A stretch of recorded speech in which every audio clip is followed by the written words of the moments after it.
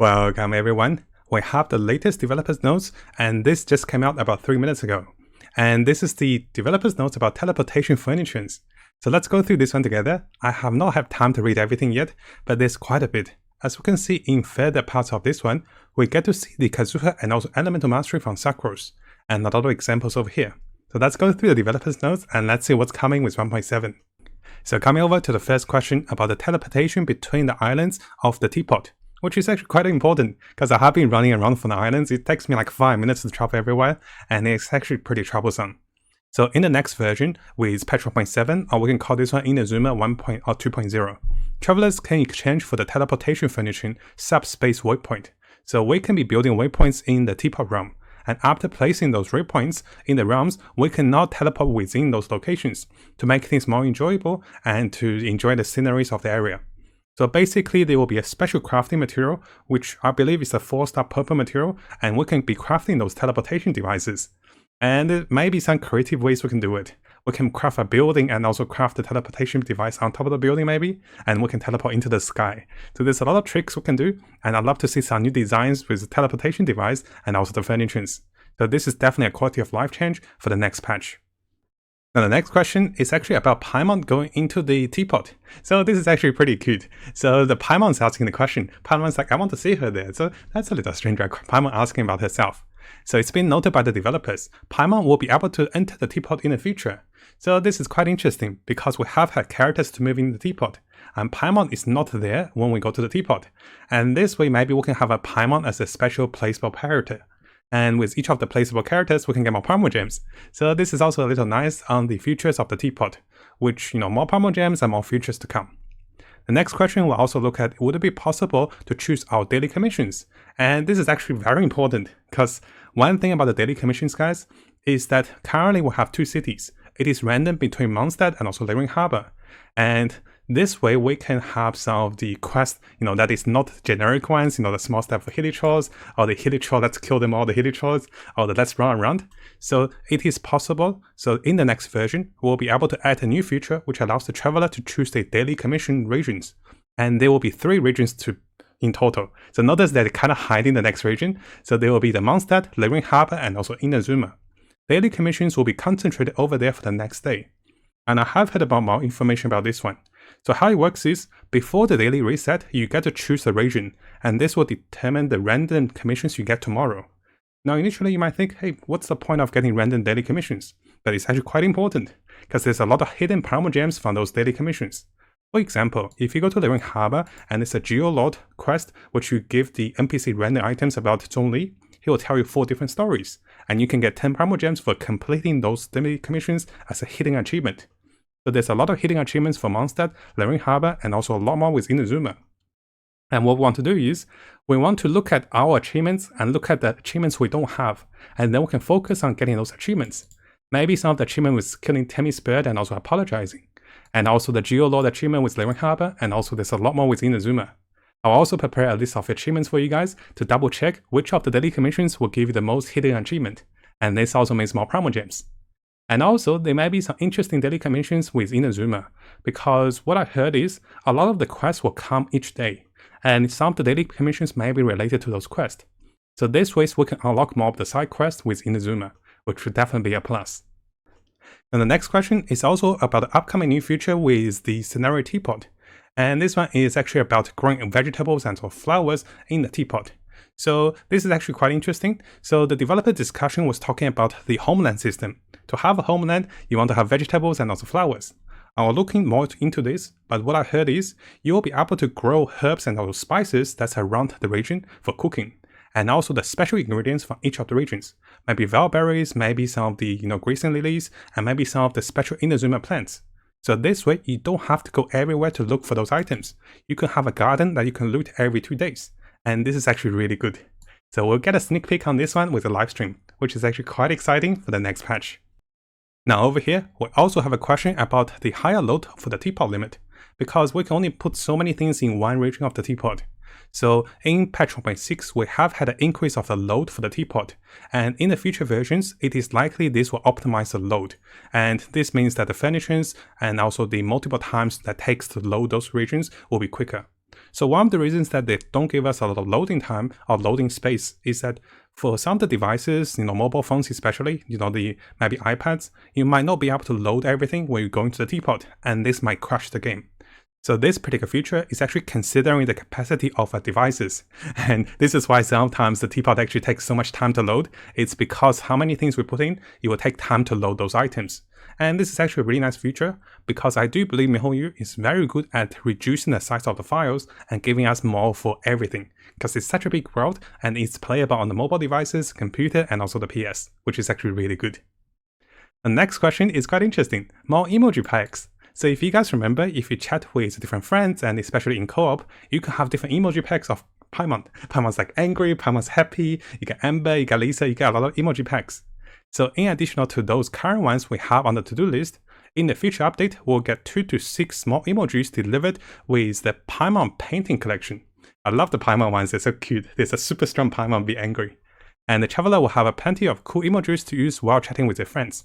So definitely need more features, and sometimes you get to see one of those emojis, it's actually really cute. So this is again another quality of life feature for the next patch. Now coming over to the final question as to do with the Elemental Mastery and also with Kazuha. This is actually quite important. Notice how long the question is. This is like a very detailed response as well. So the question is, why isn't Kazuha getting the Elemental Mastery bonus from Sacros? So the answer over here is, in order to avoid infinitely stacking in the game. That's what I was trying to do yesterday. That's what I was trying to do within the game. If you saw my live stream, I was trying to infinite stack with Sacros and also Kazuha subconsciously. But in order to avoid those infinite stacking bonus, because Sacros with Throw effect will give Elemental Mastery, and Kazuha in return will give more damage with Elemental Mastery. So when effect confers an attribute as a certain percentage to another attribute, this effect will not then factor into the calculation of the similar percentage effects. We introduce an explanation regarding to this issue with a loading screen of 1.3. who reads loading screens, right? So what they're trying to say is, when the Elemental Mastery is a percentage of Kazuha's passive, and this effect is also affected by Sacros' bonus passive, this is not taken into the consideration. Otherwise, we'll have infinite Elemental Mastery and also infinite damage. So the example given here is the Sacros Ascension talent, which grants all the party members Elemental Mastery bonus to 20% of her Elemental Mastery. This is an example that effects that use one attribute as a percentage of another attribute, so Elemental Mastery is a focus. Now Kazuha's Ascension talent will also grant us the bonus elemental damage proportional to his Elemental Mastery. So notice that both deal with Elemental Mastery, and the Elemental Mastery value used to calculate in those elemental damage bonus does not take into the account of the Elemental Mastery increase granted by Sacros Ascension. I know it's a little tongue twister. So what they're saying is, you can't get, one from Sacros, you can't get one from Kazuha, you get one more from Sacros, and you start to overlap them. An example over here is, in a party both Kazuha and also Sacros have 100 points of Elemental Mastery each. Sacros can benefit from her talent, and this will grant Kazuha her 20% bonus Elemental Mastery, so Kazuha can get 20 points.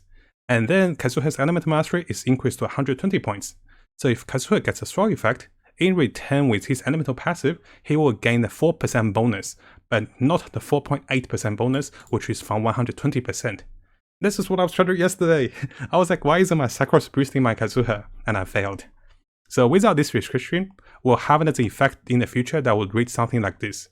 So when an entire party member's Elemental Mastery increase to the target's Elemental Mastery bonus, or the entire Elemental Mastery increase in proportion to the target, well, this is the same line. This is the same line, right? So when you increase the damage depends on the Elemental Mastery, and this will increase elemental damage, or this will increase Elemental Mastery again.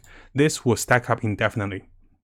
So what they're saying is, the one element of the Elemental Mastery is being used multiple times by different characters, and because the buffs are overlapping, you get 100 there, you get 20 there, you get 20 again, so you start to overstacking those too much. And they do feel like it's important to justify this, to say it's not stacking, and they don't want this to stack multiple times. I'm thinking they're just lazy with the coding, right? Maybe that's the way, well, maybe they're actually having something special. So what this may be hinting is, this may be hinting, guys, because currently Sacros looks okay with Kazuha to me. But a new character in the future will come in and brings Elemental Mastery, Elemental Damage, and also more Elemental Mastery to the party. And that particular character is either Electro Traveler or the Electro Archon. And in order to prepare for the new character and also new effect, they are targeting this particular effect because the developers know what's coming in the future, and they're targeting so this particular effect is not infinite stacking. I think this is the way. So basically, they're trying to avoid infinite stacking for the upcoming characters.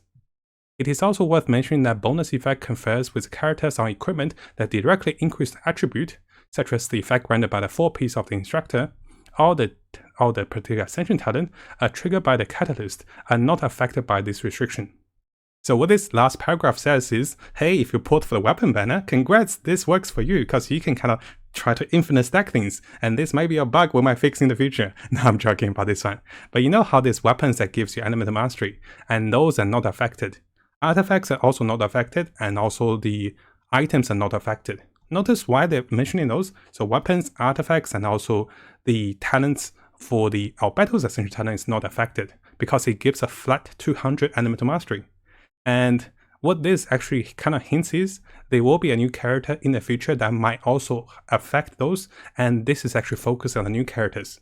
So I'm predicting, guys, Electron Traveler or the Electro Archon will have something special with elemental mastery, elemental damage, and also the percentage gain for the whole party.